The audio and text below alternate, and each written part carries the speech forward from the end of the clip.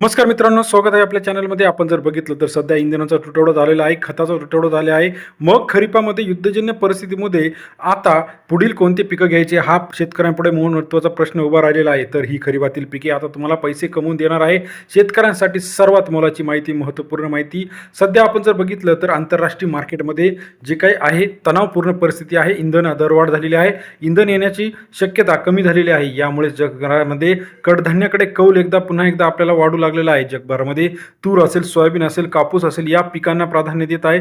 मग त्यानुसार आता महाराष्ट्रामध्ये शेतकऱ्यांनी कसं नियोजन करायचं, कोणत्या पद्धतीची पिके घ्यायची की जेणेकरून आपल्याला विदेशी कंपन्यांवरती अवलंबून राहायला नको आहे. यामध्ये आपण जर बघितलं तर युद्धजन्य परिस्थितीमुळे आता सरकार जे काही सावध भूमिका घेत आहे, यामध्ये जर आपण बघितलं तर इंधन दरवाढ झालेली आहे. मग अशा परिस्थितीत आपली जी काही पारंपरिक पिके आहेत, ज्यांना खते कमी लागतील, औषधं कमी लागतील आणि जे काही पैसे कमी लागतील, याकडे शेतकऱ्यांचा आता पर्याय असणार. मग जून महिन्यामध्ये आपण कोणती पिकांचं प्लॅनिंग करायचं आहे, तर सोयाबीन, तूर, कापूस ही 3 महत्त्वाची पिके खरीपामध्ये आपल्याला परवडण्यासारखी आहे.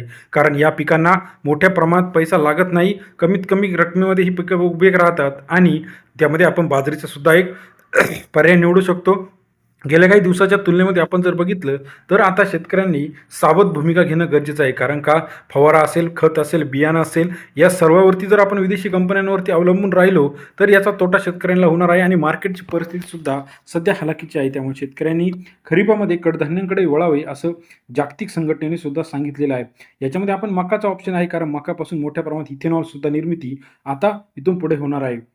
या सर्व अपडेट्ससाठी चॅनलला लाईक, सबस्क्राईब, शेअर करा. आपल्याला याविषयीचं मत काय वाटतं, कोणती पिके प्लॅनिंग केली पाहिजे, कोणत्या पद्धतीने आपण नियोजन केलं पाहिजे, ही सर्व अपडेट आपल्याला जर आवडली असल्यास लाईक करायला विसरू नका.